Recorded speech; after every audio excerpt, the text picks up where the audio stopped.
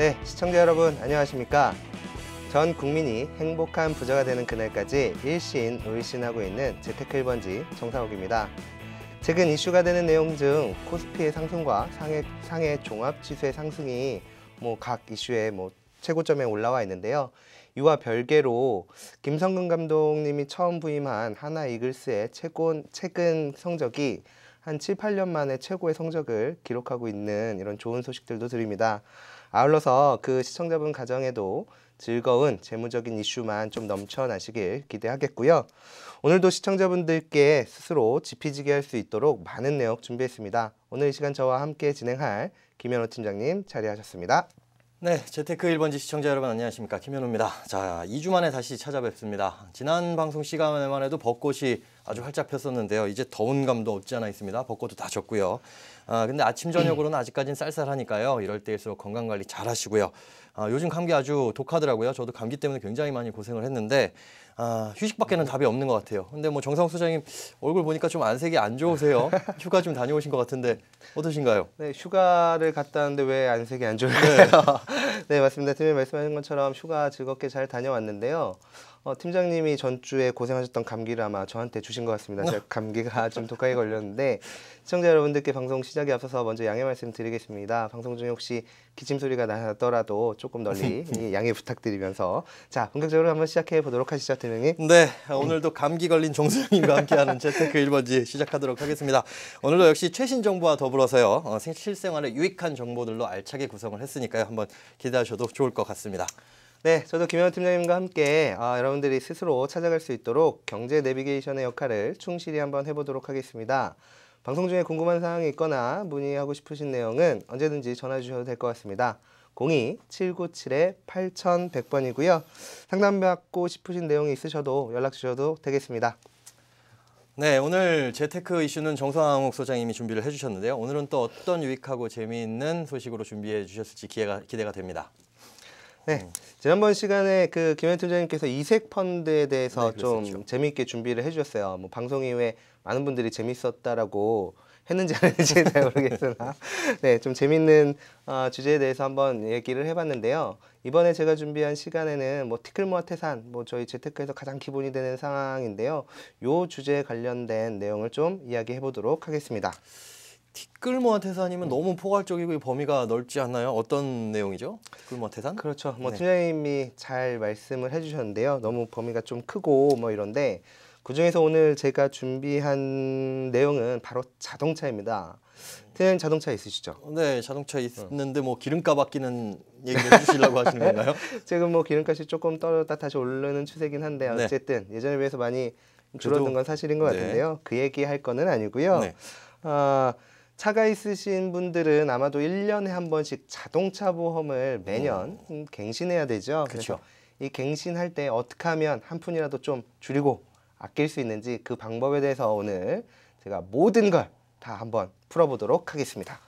네, 이거 사실상 자동차 보험 저는 굉장히 아까워요. 저는 지금 한 6년째, 7년째 자동차 보험을 내고 있는데 한 번도 사고도 나지도 않았고 근데 안 가입할 수도 없는 거고 1년마다 한 번씩 갱신되는데 오늘 내용 잘 들어주셨다가 본인에게 이제 해당되는 내용이 있다라고 한다면 꼼꼼하게 체크를 하셔가지고 자동차 보험료 꼭 아끼실 수 있도록 하시면 좋겠습니다. 자, 첫 번째 방법은 어떤 게 있는지 한번 소개를 해주시죠.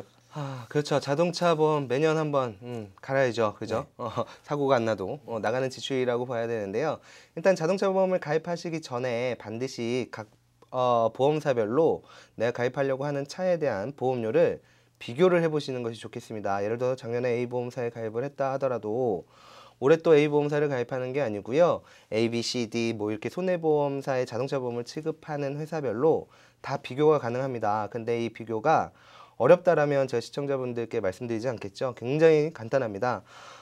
지금 밑으로 자막으로 사이트가 나가고 있는데요. 여러 보험사를 한 번에 비교해 보려면 손해보험협회의 그 자동차 보험 비교 조회 시스템이 있습니다. 이쪽에 들어가시면 전 보험사별로 제 차에 대한 보험료를 각각 비교할 수 있고요. 돈이 드는 것도 아니고요. 시청자 여러분의 공인인증서만 있으면 바로 이 모든 게 무료로 가능하니 자동차 보험을 갱신하기 전에 꼭 한번 비교를 해보시기 바라겠고요. 회사별로 적게는 5%에서 많게는 20%까지 차이가 난다는 점 반드시 기억해 두시기 바랍니다.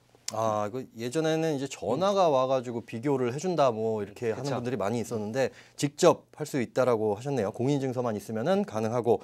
자, 그렇다고 한다면 그 다음으로 좀 보험료를 절약할 수 있는 방법은 뭐가 있을까요? 네, 좀 전에 미처 말씀드리지 못했지만 이 비교하는 거는요 언제든지 가능한 게 아니고요. 자동차 보험에 갱신되는 30일 이내만 가능하니까 끝나기 그 전에? 기간, 예. 그 기간 좀 기억을 해두시면 좋겠고요. 두 번째에 대해서 좀 알아볼 거는 팀장님한테 한번 질문 한번 드려보겠습니다. 아마 올해 자동차 보험을 갱신한 저 걸로 2월에. 알고 있는데 네, 2월에 2월에 하셨죠? 했습니다. 설계사분을 통해서 가입을 하셨나요? 아니면 팀장님이 직접 아, 뭐 알아보셨나요? 저는 직접 이제 다이렉트죠. 인터넷 통해 가지고 직접 해가지고 알아봤습니다. 3년째 이렇게 하고 있습니다. 아, 그러셨습니까?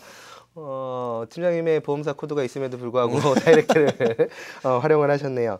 맞습니다. 보험개발원 자료에 따르면 2014년 온라인 보험 가입 점유율이요 무려 40%가 넘는다라고 어휴. 합니다. 예전에 비해서 굉장히 많이 지금 상승되는 추세라고 보는데요. 사람들이 이토록 그 전화나 인터넷을 통해서 다이렉트의 보험을 많이 가입하는 이유는요.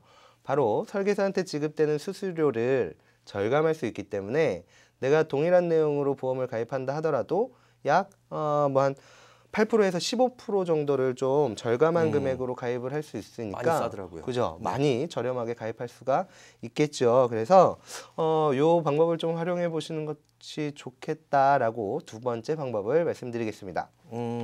예, 맞아요. 이게 굉장히 많은 금액이 줄어들더라고요. 한 50만 원 정도 자동차 보험료 나간다라고 했을 때 거의 한 7만 원, 8만 원 정도가 절약이 되니까 꽤 아낄 수 있는 부분이고요. 요번에 근데 가입할 때 보니까 뭐 블랙박스 장착이 되어 있냐 이런 것들 체크하는 게 있더라고요. 전 귀찮아서 안 했는데 사실 블랙박스가 고장 났습니다. 이런 게 왜 물어보는 건가요? 아쉽습니다. 고장난 블랙박스도 보험사에 고지를 하게 되면 보험료를 한 2에서 5% 정도를 좀 줄일 수 있는데요. 2009년부터 블랙박스를 설치한 차량에 한해서 보험료 할인을 해주기 시작했죠. 좀 전에 소개해드린 것처럼 회사별로 좀 차이는 있으나 한 2에서 5% 정도가 할인이 된다는 점 좀 기억을 해주시고요. 이는 왜 블랙박스를 장착해서 뭐 할인을 해주냐면 일단 사고가 나게 되면 보험사는 사고가 어떻게 났는지에 대해서 좀 알아보는 그 비용들이 들어갑니다. 근데 최근에 블랙박스를 통해서 그 비용을 절감할 수 있기 때문에 오히려 고객들한테 그만큼에 대한 부분을 좀 할인을 해준다라고 보시면 될 것 같고요. 특히나 최초에 블랙박스가 나왔을 때보다 지금은 비용이 굉장히 많이 저렴해졌습니다. 그렇죠. 그렇기 때문에 아마 장착을 안 하신 시청자분들이 계시다면 뭐 얼마 되지 않는 비용이 되니까 요거는 좀 장착을 해 두시는 게 좋겠고요. 꼭 보험료 할인 때문이 아니더라도 나중에 뭐 혹시 모르게 사고가 나더라도 굉장히 중요한 자료로 좀 사용이 될 수 있으니까 요런 거에서부터 좀 잘 원칙을 지키셔가지고 준비를 해 두시기 바라겠습니다. 네, 저 지금 아까 블랙박스 귀찮아가지고 요거 살짝만 손보면 될 것 같은데 저는 못했잖아요. 요거 다시 한번 어떻게 할인 받을 수 있는 방법 없나요? 맞습니다. 팀장님 말씀하셨던 네. 것처럼 고장나서 안 했다라고 했는데요. 지금이라도 그냥 사진만 찍어가지고 사실 이러면 안 되지만 꽂힐 거예요. 그러세요? 네, 사진 찍으셔가지고 해당 보험사에 지금이라도 그 자료를 넘겨주시면요. 남은 기간 대비해서 할인을 해주니까 아하. 동일한 할인 혜택을 적용받을 수 있으니까 지금이라도 좀 네. 할인을 받으시는 게 좋겠네요. 네, 시청자 여러분들도 혹시나 블랙박스 있는데 할인 안 받으셨으면 꼭 이용해 보시기 바라고요. 또 뭐 있는가요? 할인 받을 수 있는 방법 빨리 알려주세요. 오늘 팀장님이 좀 급하신 것 같은데요. 어떤 부분이 네. 있을까요? 다음으로는 연간 주행 거리가 이제 짧으신 가입자들에 한해서 좀 할인을 해주는 마일리지 특약을 좀 활용해 보시는 것이 좋겠습니다. 네. 이 특약은 보험 가입 후 1년 동안 주행한 거리에 따라서 좀 할인을 해주는데요. 예를 들면 1년에 3만 킬로를 운전하는 사람과 5천 킬로를 운전하는 사람이 동일한 보험료를 낸다면 억울하죠. 주행 거리가 좀 짧은 사람은 네. 매우 억울할 겁니다. 그렇기 때문에 이제 보험사에서 이런 이제 혜택을 좀 도입을 했는데요. 준비된 화면을 보시면 이제 아시겠지만 각 보험사마다요 할인을 해주는 그 키로수가 다 다르고요. 할인율도 다 다릅니다. 그리고 또한 이제 뭐 선 할인을 해주는 회사가 있는 반면에 선 할인이 불가한 후 할인 제도를 활용하는 뭐 이런 보험사도 있고요. 각기마다 좀 다른 시스템을 갖춰져 있는데 아마도 지금 화면에 보는 것처럼 10,000km 미만이라면 일괄적으로 뭐 한 5에서 6% 정도 할인을 받을 수 있으니까 요 마일리지 특약에 대한 할인도 반드시 좀 기억을 해두시는 것이 좋겠습니다. 거의 최소한 한 5% 정도 해주네요. 근데 이런 거 만약에 뭐 보험사 직원이 계속 차를 같이 타고 다닐 것도 아니고 네. 이 주행 거리를 증명을 해야 되잖아요. 이런 그렇죠. 거는 어떻게 할 수가 있을까요? 어려울 것 같지만 사실상 매우 비교적 간단합니다. 사진 한 장만 찍으시면 되는데요. 최초에 갱신할 때, 자동차 보험 갱신할 때요. 갱신 시점에 그 자신의 차량의 계기판을 뭐 스마트폰이나 뭐 이런 카메라로 사진을 찍으셔가지고 보험사에 제출을 한 다음에요. 나중에 만기가 되는 시점에 다시 한번 사진을 찍으셔가지고 가입 시점과 만기 시점의 키로수를 좀 확인을 한 다음에 할인을 받을 수 있는 혜택이 된다라고 하면 아까도 소개해드렸던 것처럼 뭐 선할인을 받았던 조건. 근데 만약에 이제 키로수가 오버가 되게 되면 먼저 할인을 받았기 때문에 나중에 그만큼 보험료를 차가 다시 토해내야 된다. 돌려주는 예. 방법을 채택을 해야 된다는 점 좀 기억을 해두시면 좋고요. 좀 전에도 말씀드렸던 것처럼 만 킬로 미만이라면 무조건 한 5% 이상 정도는 할인 받을 수 있으니까 이 점 또한 참조하시면 좋겠습니다. 일단 애매하다 싶으면은 일단은 선할인 받고 뭐 만 킬로 조금 넘어가면 어쩔 수 없이 다시 그 돈을 낸다고 하더라도 일단은 가입을 하는 게 좋겠네요. 자, 요거 말고 혹시 또 다른 혜택이 또 있나요? 할인 받을 수 있는 그렇죠. 뭐 방법이? 여기에서 끝낸다면 뭔가 좀 아쉽죠. 그래서 뭐 몇 가지 사항들을 또 제가 좀 소개를 해드릴 텐데요. 최근에 보면 이제 뭐 거의 신차의 경우에는 에어백이라든지 아니면 뭐 도난 방지 시스템이라든지 이런 것들이 다 잘 갖춰져 있습니다. 그래서 이제 뭐 요런 에어백이라든지 뭐 도난 방지 시스템, ABS 시스템 이런 시스템들이 달려 있는 자동차에 한해서는 보험료 할인을 또 해줍니다. 그렇기 때문에 내 차에 장착되어 있는 이런 옵션들 사항들을 꼼꼼하게 좀 체크해 보시는 것이 좋겠고요. 에어백의 경우에는 운전석만 있는 경우와 그리고 조수석, 그다음에 뒷좌석까지 다 있다라고 하면 거기에 맞는 할인율을 더 추가적으로 해서 할인을 해주니까 이런 것 또한 좀 꼼꼼히 체크를 해보시면 좋을 것 같다라는 생각이 들고요. 그리고 도난 방지 시스템이나 뭐 이런 것들을 좀 같이 활용할 수 있는데요. 아쉽게도 이런 것들은 도난 방지 시스템도 장착되어 있는 이런 자동차들은 할인도 같이 받을 수 있다라는 점 좀 체크를 해두시는 게 좋겠습니다. 저 근데 요즘에 보면은 요일제 뭐 이런 것도 할인 가능하다라고 언뜻 들은 것 같은데 이런 거는 안 되나요? 저는 안 했지만은 요일제 네, 마지막으로 이제 특정 요일에 대해서 자동차를 운행하지 않으면 동일한 또 할인 혜택을 주긴 하는데요. 이 할인율이 꽤나 큽니다. 한 8% 이상 할인을 해주는데요. 1년에 3번 정도 뭐 내가 정한 요일에 차를 운행하다가 걸리더라도 할인을 해주는 좋은 제도가 있긴 한데요. 근데 사실상 좀 전에 소개해드린 그 마일리지 특약과 그러니까 키로수와 네. 중복 가입은 안 된다라는 거, 요거는 좀 참조를 해두시는 게 좋겠고요. 이 요일제 할인을 받으시려면 본인 자동차에 일정한 시스템을 또 추가적으로 설치를 해야 된다라는 거, 요거 또한 기억을 해두시는 게 좋겠습니다. 일단 차량에 장치를 달아야 된다. 여기까지 지금 소장님이 말씀해 주신 거를 언뜻 보니까 이러다 공짜가 되는 거 아닌가 싶어 제가 계산해 봤더니 네. 한 최대로 받았을 때 20%는 넘어가더라고요. 이렇게 되면은 굉장히 많은 혜택을 받을 수 있다 할 수 있는데 일단은 보험료는 싸게 가입하는 건 좋죠. 그런데 이제 우리가 꼭 챙겨가야 될 특약들도 있을 텐데 되게 복잡하잖아요. 자동차 보험 보면 혼자 가입할 때 꼭 챙겨야 될 특약이 있다라고 한다면 뭐가 있을까요? 아마도 그 차를 운전을 하다 보면 이런 경우 한두 번쯤은 반드시 있을 겁니다. 예를 들어서 뭐 장거리로 뭐 여행을 간다든지 네. 아니면 뭐 친척들과 명절 때 뭐 이렇게 이동을 한다든지 이렇게 장거리 운전을 혼자 할 때 아마 지인과 이렇게 교대로 운전을 하는 경우가 있습니다. 근데 사실상 자동차 보험에 가입되어 있지 않기 때문에 상대방이 이럴 때 사고가 나면 굉장히 위험하죠. 보험의 혜택도 다 받지 못하기 때문에. 그래서 이런 경우가 뭐 정확하게 언제 있을지는 모르겠으나 그래도 적어도 하루 전쯤이라도 내가 장거리 운전을 하게 될 때 동승자 중에 보험 가입이 안 된 사람과 함께 운전을 한다라고 했을 때는요. 하루 전에 해당 보험사에 전화를 하셔가지고요. 1일 한정 특약이나 아니면 기간의 임시 운전자 특약을 가입할 수 있습니다. 비용이 많이 드는 게 아니고요. 1일부터 뭐 한 30일까지 가입할 수 있는데 적게는 몇백 원에서 많게는 뭐 10,000원, 1, 2만 원 요 정도밖에 하지 않으니까 요런 특약 하나 가입을 해 놓으시면요. 제 차에 그 보험 가입이 안 된 동승자가 운전을 하다가 뭐 실수로 인해서 사고가 났다 하더라도 동일한 보험 혜택을 받을 수 있으니까 이런 점은 좀 챙겨두시는 게 좋겠습니다. 장거리 운전 힘든데 이렇게 가입해놓고 남들 운전시키면 참 좋겠네요. 그죠? 네, 오늘은 정상훈 선생님과 함께 한 푼이라도 줄여서 가입하는 자동차 보험 티끌 모아 태산 이 가입 방법에 대해서 알아봤습니다. 말씀해주신 내용들 꼼꼼하게 좀 체크를 하셔가지고 다음번에 갱신하실 땐 좀 효율적으로 효과적으로 가입하시길 바랍니다. 네, 여러분은 현재 RTN 재테크 1번지를 시청하고 계십니다. 더 자세한 사항이 궁금하시거나 세부적인 상담, 개별 상담 원하시면 언제든지 전화 주시기 바랍니다. 자막 나가고 있죠? 전화번호 02797-8100번 항상 열려 있습니다.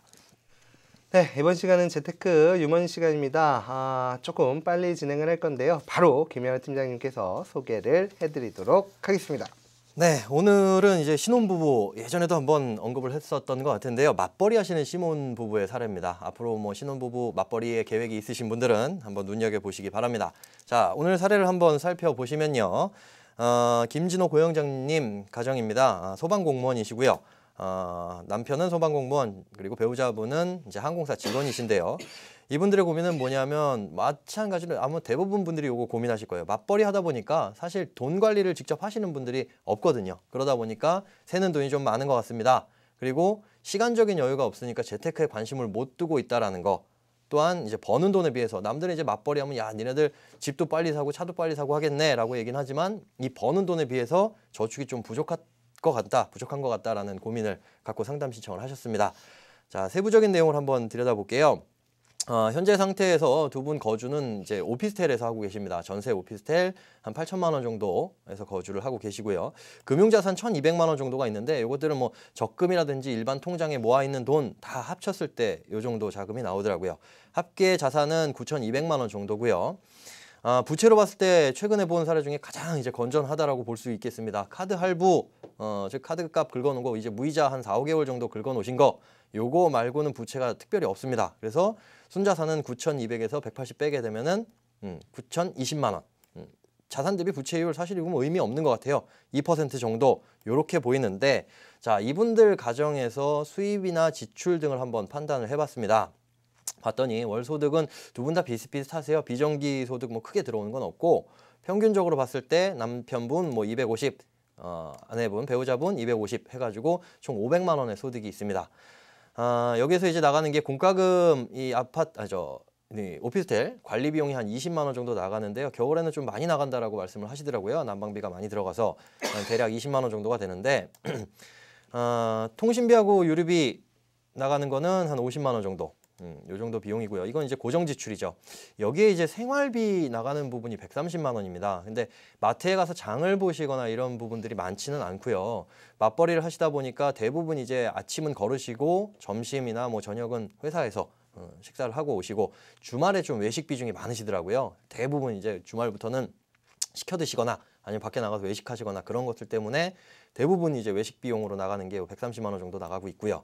그 다음에 저축은 이렇게 되어 있습니다. 적금 100만 원 정도 그냥 은행 가서 한 번에 100만 원짜리 한번 떡 가입을 하셨고 그 다음에 연금보험 50만 원 이것도 이제 장기 상품이죠. 50만 원을 가입을 했고 보험료 이 보장성 보험료로 나가는 게 50만 원 정도가 나가고 있습니다. 이 아는 사람이 뭐 친구가 하다 보니까 이제 하나씩 들어달라고 이런 것들 쌓이다 보니까 한 7, 8개 정도의 보험을 50만 원 정도 가입을 해 놓으셔서 지출 규모는 지금 400만 원이에요. 예, 400만 원 정도.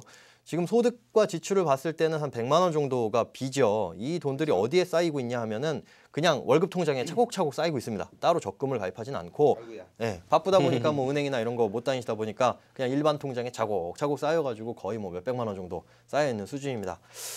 자, 요 정도의 재무 상황 정 소장님이시라면은 얼마 정도 재무 별점 주시겠어요?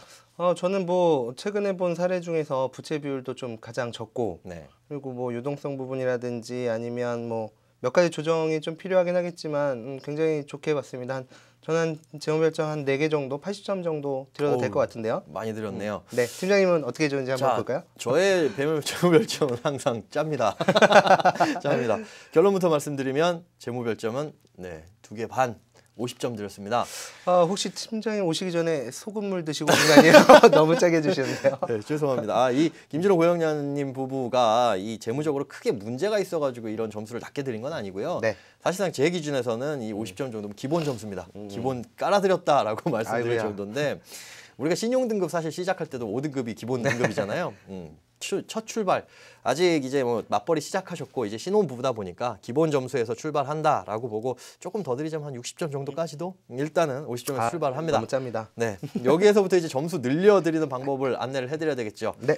문제가 뭘까 봤더니요. 일단 돈 관리를 하시기가 어렵다는 상황. 이 돈 관리하지 못해가지고 잉여 자금이 많이 발생을 하고 있죠. 이 부분과 그다음에 재무 관리에 사실 두 분이 관심이 없으세요. 아직은 이제 알콩달콩 좀 즐기시는 시기가 많았기 때문에 재무 관리 관심 없고 그냥 시간 나서 방문한 은행에서 하라는 대로 한 저축들이 많이 있습니다. 적금도 그렇고요. 뭐 이 보장성 보험도 거기서 또 몇 가지를 가입하셨더라고요. 또 연금 50만 원짜리 가입하신 것도 좀 그렇고요. 그리고 불필요 보험이 좀 많이 있습니다. 7, 8개 되는 보험 중에 무슨 상해보험이라든지 이런 것들 중복되는 게 굉장히 많았고 또 더군다나 보니까 이 환급형 보험 이 보험은 어쨌든 내가 어떤 보험금을 타지 않으면 사라지는 돈이라고 아깝게 생각을 하셔가지고 만기에 환급받을 수 있는 보험들을 좀 가입을 하셨더라고요. 더군다나 이제 보면 단기 저축하고 장기 저축밖에 안 남아 있습니다. 본인들의 이제 재무 목표를 재무 계획이나 이런 것들을 세워보시지 적이 없어가지고 이것과 무관한 저축이 좀 진행되고 있었다. 아직은 뭐 출발선에서 문제점은 많이 있지는 않으나 이런 부분들만 조금 수정하게 되면 앞으로 별점을 올릴 수 있는 뭐 이런 가능성은 충분합니다. 자, 이제 지출 관리를 좀 바꿔봤습니다. 공과금과 뭐 유류비, 통신비 이런 부분들은 우리가 변경할 수 없는 부분이죠. 그래서 20만 원, 뭐 50만 원 나가는 70만 원의 이 공과금 보정 비용은 그대로 뺐고요. 기존에 생활비에서 130만 원 나가던 거는 조금 조정을 했습니다. 생활비라고 한다면 지난 시간에도 말씀을 드렸죠. 마트 가서 장을 본다거나 생필품 위주로 사게 되는 거 이런 것들을 50만 원 그리고 외식비는 좀 별도로 정해가지고 80만 원 정도로 수정을 해봤습니다. 자, 두 개를 합쳐보면 사실상 130만 원으로 기존 저축하고 차이는 사실 없습니다. 아무래도 이런 무슨 재무 관리를 한다라고 해가지고 지출을 좀 타이트하게 줄이게 되면 지출에 대한 스트레스가 발생을 할 수가 있거든요. 사실 돈 관리나 재테크나 뭐 돈을 모으는 거, 재무 관리 이런 것들이 다 우리가 행복하게 살자고 하는 것들이지 어떤 스트레스 받으면 저는 개인적으로 저축이나 이런 돈 관리하면서 스트레스 받는 거는 개인적으로 반대입니다. 그래서 일단 이렇게 써보시고 한 달, 두 달, 석 달 지나가면서 두 분 스스로 줄일 수 있다, 줄이고 싶다라고 생각이 들면 그때부터 조금씩 줄여나가도 늦지 않는다라고 생각을 하고요. 자, 다만 여기서 지출을 조금 더 포함을 한 게 뭐냐면 비정기 지출을 조금 포함을 했습니다. 명절이라든지 부모님 생신 비용, 또 자동차 보험료, 세금 이런 거 나갈 것들의 지출에 대해서 판단을 안 해놓으셨더라고요. 그래서 이런 분들 좀 체크를 했고요. 그다음에 보장성 보험은 50만 원에서 기존 50만 원, 이 버리는 돈이죠. 여기에서 20만 원 정도로 뭐 신규 가입이나 이럴 필요가 전혀 없으셨더라고요. 보니까 많은 잘 보험들 가입을 하셔가지고 불필요한 것들만 줄이니까 거의 뭐 절반 이상 줄일 수가 있었습니다. 뭐 변경 전의 지출에서는 크게 차이가 없는데 이제 비정기 지출 때문에 그렇겠죠. 그래도 한 5만 원 정도는 좀 아껴서 지출을 통제를 할 수가 있었다라는 거. 네, 뭐 앞서 김 팀장님이 말했던 것처럼 생활비가 130만 원이 들어갔는데 이걸 이제 외식비하고 생활비를 쪼개서 합계 금액은 같지만 이렇게 좀 분류를 해놓게 되면 그리고 자녀가 없는 상태에서 외식비가 80만 원이면 누구나 봤을 때 좀 많다라고는 하지만 아마 이렇게 좀 분류를 해놓게 되면 이 부부가 외식을 하면서 이거 너무 많은 것 같은데 이러면서 좀 줄일 겁니다. 그래서 이런 방법들을 좀 활용하시는 것 또한 매우 좀 좋은 방법 중에 하나일 것 같네요. 그죠? 네, 지출은 그래서 이렇게 통제를 했고요. 다음 중요한 건 저축이죠. 월 저축 구성은 다음과 같습니다. 자, 적금은 100만 원에서 제가 늘린 거는 150만 원으로 좀 추가적으로 늘렸어요. 단기적인 자금이 좀 필요할 것 같고 앞으로 출산 계획이나 이런 것도 향후 1년이나 2년 사이에 있다고 하시더라고요. 그래서 맞벌이가 아무래도 줄어들 수 있잖아요. 그때를 대비해서 단기 자금 좀 많이 확보하자. 그리고 현재 살고 있는 오피스텔에서 뭐 평생토록 거주하실 건 아니니까 그를 위한 주택청약 종합저축도 5만 원 정도 가입을 했고요. 그다음에 중기자금 마련 목적으로 한 60만 원 정도 적립식 펀드도 사실상 뭐 채권 혼합형이나 그다음에 주식형 펀드로 여러 가지 나눠가지고 한 60만 원 정도 준비를 했고 노후에 대한 부분은 연금 보험보다는 이분들 경우에는 아직 뭐 젊으신 부부거든요. 그래서 앞으로 목돈이 필요하실지 연금이 필요하실지 모르는 상황이에요. 그래서 가능성을 좀 열어두고 변액 유니버셜 보험으로 일단은 적게 20만 원 정도씩만 시작을 하고요. 뭐 이런 상품에 대한 특성은 저희가 지난 방송에서도 많이 말씀을 드렸기 때문에 굳이 뭐 언급을 안 해드려도 다들 아실 거라고 생각을 합니다. 그 다음에 두 분의 소득이 각각 또 발생하다 보니까 요것들에 대해서 연금저축펀드 각각 한 10만 원 정도씩 해서 세액공제 받으실 수 있도록 이제 올해부터는 15% 정도는 돌려받을 수가 있죠. 연간 납입금액의 15% 돌려받을 수가 있으니까 절세 차원에서 이렇게 준비를 해서 일단은 스타트를 했습니다. 저 그 한 가지 팁을 드리자면 15%로 변경이 되긴 했지만 연봉 기준으로 5,500만 원 미만 근로자에게만 해당이 된다라는 점 다들 알고 계시죠? 네, 그 부분도 좀 기억을 해두시는 게 좋겠습니다.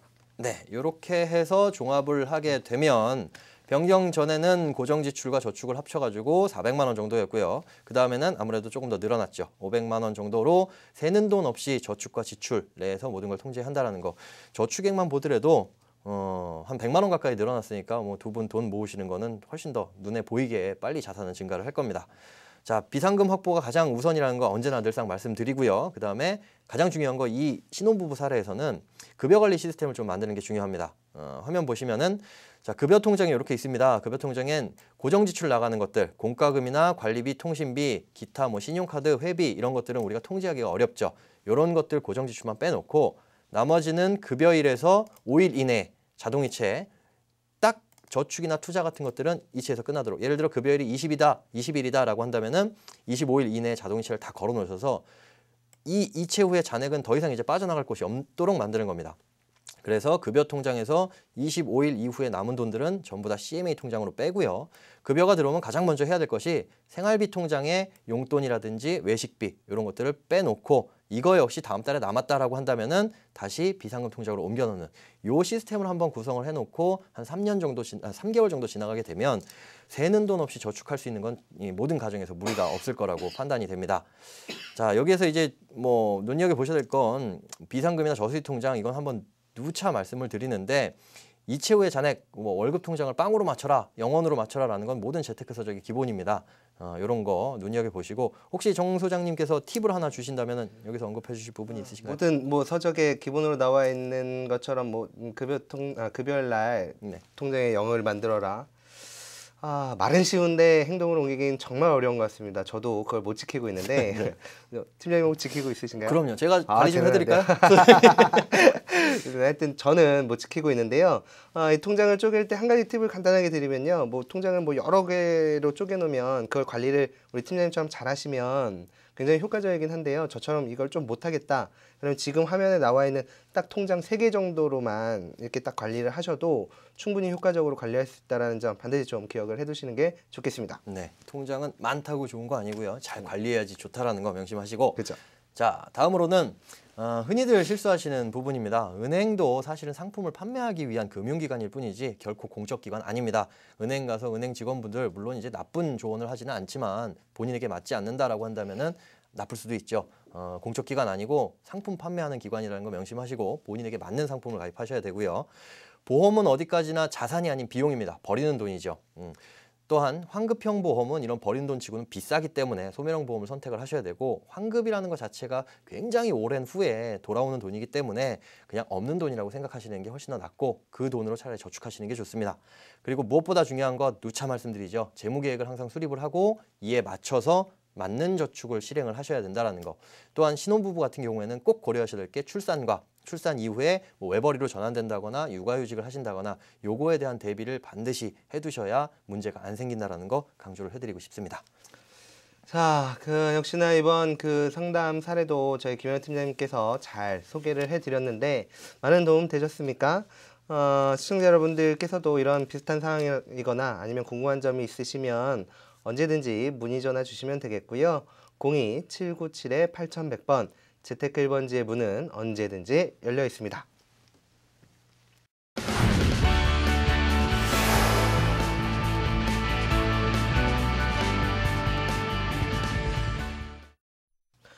자, 본격적으로 시청자 여러분의 재무적 고민을 들어보고요. 이를 전화로 연결해서 바로 도와드릴 수 있도록 할 수 있는 시간을 갖도록 하겠습니다.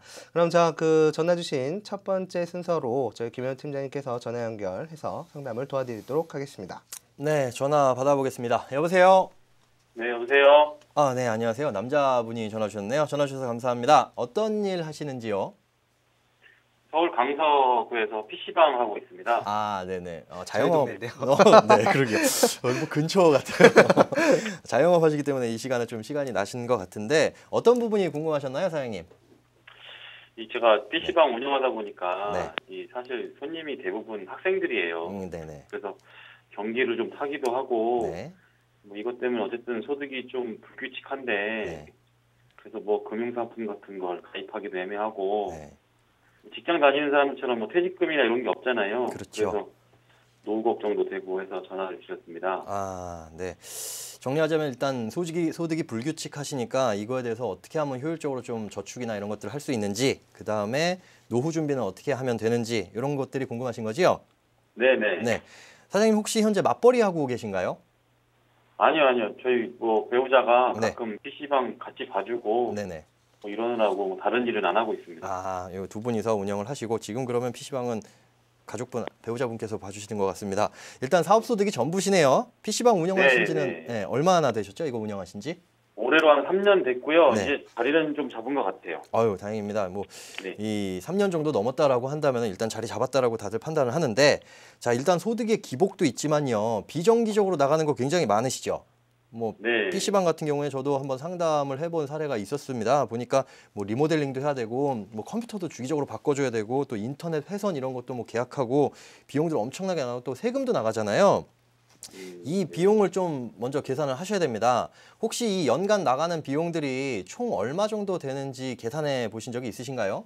아니요. 그냥 갖고 있는 돈에서 네. 그냥 나갈 때도 있고 네. 부족하면 이제 마이너스 통장 만들어 쓰기도 하고 뭐 이렇게 하고 있죠. 아, 네. 그렇다라고 한다면 사장님 요거는 저축을 얼마를 어떻게 해야 되냐 요거보다 우선적으로 하셔야 될 게 이 연간 이 나가야 될 비용들 있죠. 사업에 필요한 연간 비용이 얼마인지 요거부터 계산을 좀 하셔야 됩니다. 아, 여기에다가 이 사업에 필요한 비용 말고도 가정에서 나갈 돈이 있거든요. 뭐 명절 비용이나 아니면 자동차 보험료 또 뭐 세금도 내실 거고 이런 비용들이 있으시죠.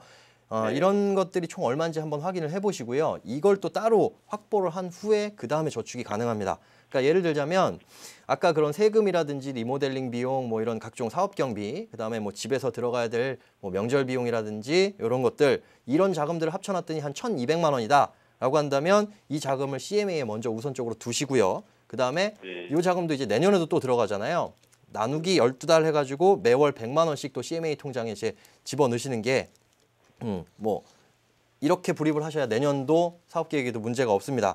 그런 다음에 이제 가능하신 게 저축이거든요. 얘를 매달 고정 지출로 빼고 나머지 돈들이 활용 가능하다라고 보시면 됩니다. 근데 그것도 문제기는 문제인데요. 네네. 이게 소득이 매월 다르니까 네. 뭐 사실상 뭐 적금 하나 가입하는 것도 상당히 좀 애매하거든요. 네네. 그렇죠. 일단은 이 소득이 들쭉날쭉하니까 이거를 좀 평준화시키기 위한 직장인들처럼 매달 따박따박 얼마 고정소득처럼 만들기 위한 자금이 좀 필요한데요. 이거를 이제 저수지 통장이라고 보시면 됩니다. 말 그대로 저수지가 우리가 가뭄이 들었을 때 물을 퍼서 쓸 수 있는 이런 개념이잖아요. 통장에도 이런 게 있습니다.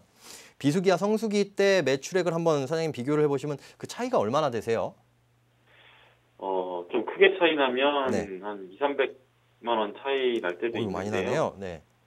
아주 뭐 방학이다 네. 이럴 때 아니고는 뭐 평균 월에 소득이 50에서 100만 원? 이 정도는 차이가 항상 있는 것 같아요. 네, 50에서 100 정도. 자, 그러면 일단은 이 총 소득에 대해서 1년간의 소득 평균을 한번 내어 보셔야 되고요. 이거 숙제입니다. 1번 소득 평균 내어 보시기. 그다음에 그 평균에서 부족한 단들이 있을 거예요. 뭐 예를 들어서 평균이 뭐 200인데 그거보다 한 30만 원 부족하다. 그런데 이런 달들이 3번 있다라고 한다면 90만 원 이렇게 되겠죠. 이것도 아까 말씀드린 그 비정기 예산 자금에 맞춰 가지고 좀 보태서 준비를 하셔야 됩니다. 그러고 나면은 평균 소득에 맞춰가지고 저축이 가능하시겠죠.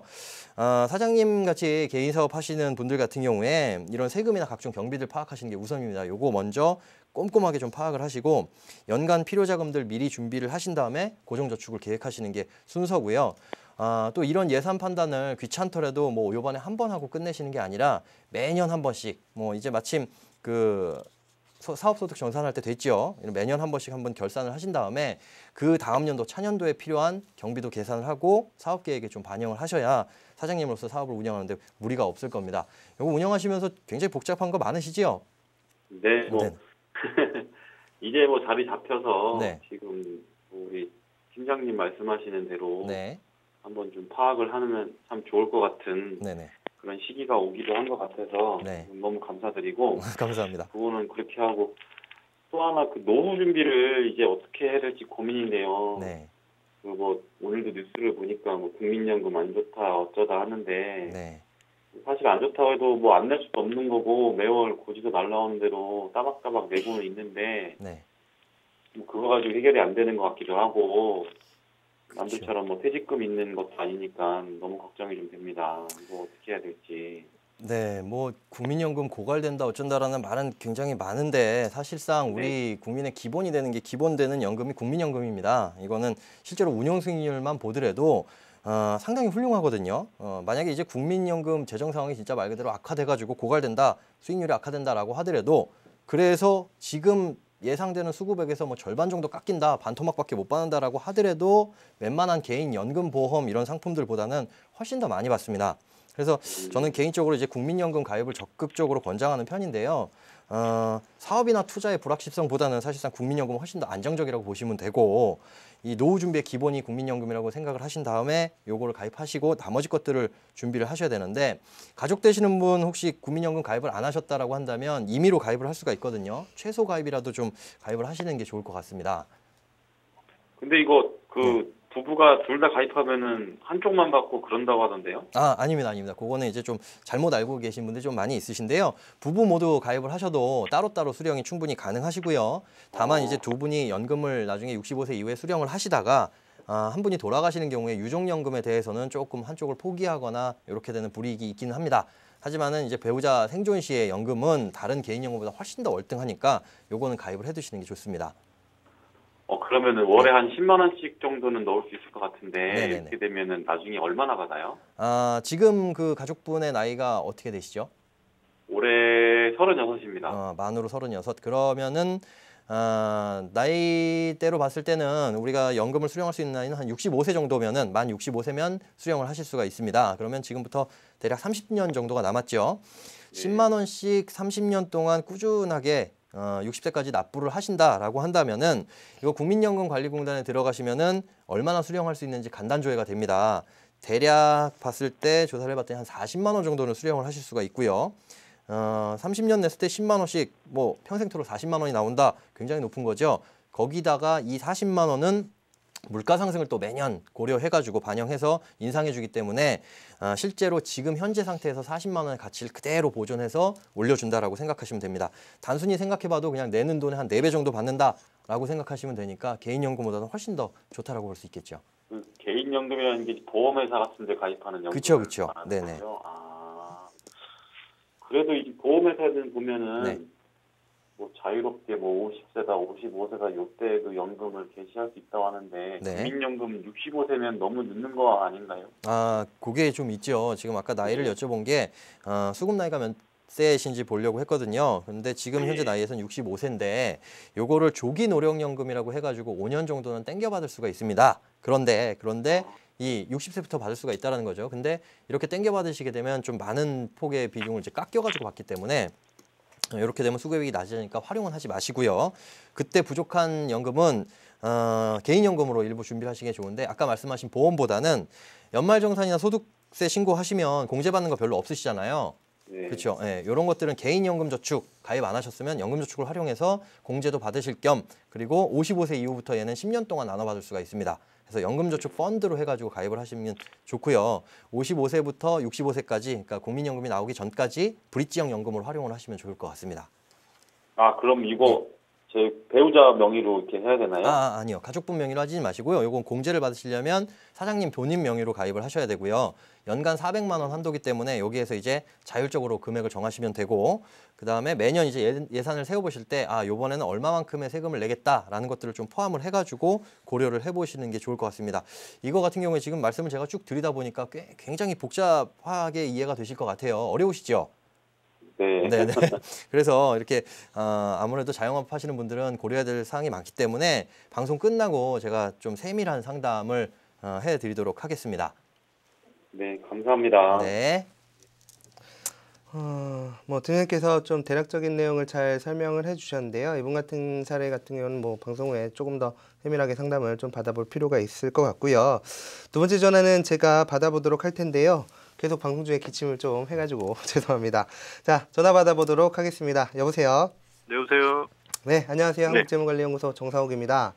어디에 사시는 누구신지 또 오늘 어떤 점이 궁금하셔서 전화 주셨는지 간단하게 소개 부탁드리겠습니다. 네, 저 서울 살고 있는 30대 초반 남자입니다. 아, 네. 오늘은 네네. 특이하게도 두 분 다 남성분이 전화를 네. 주셨네요. 그죠? 네, 어떤 점이 궁금하셔서 전화를 주셨죠? 제가 결혼한 지 2달 정도가 됐는데요. 그동안 너무 이렇게 정신없이 지내다 보니까 저축도 못하고 있고, 뭐 재무 계획도 좀 필요한 것 같은데 전혀 못 세우고 있어서 도움 좀 받으려고 전화드렸습니다. 아, 보통 네. 이런 경우에는 여성분들이 물론 성별을 나누는 건 아니지만 여성분이 전화를 주시는데요. 결혼하신 지 2달 정도 됐다라고 하셨는데 일단 축하드리고요. 네, 2달이 지났는데 어떠신가요? 매우 행복하신가요? 네.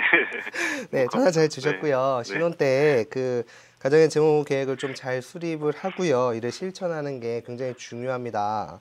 네. 마찬가지로 이제 이런 것들을 좀 선행을 하면서 하기 위해서 제가 몇 가지 먼저 좀 질문을 드리고 시작을 할 건데요. 네. 현재 두 분의 그 소득과 결혼한 지 2달 정도가 지났으니 뭐 아직 조금 이른감이 있긴 하지만 월 지출되는 내역을 한번 꼼꼼히 따져 보셨나요? 지출되는 건 좀 한 250 정도 되는 것 같아요.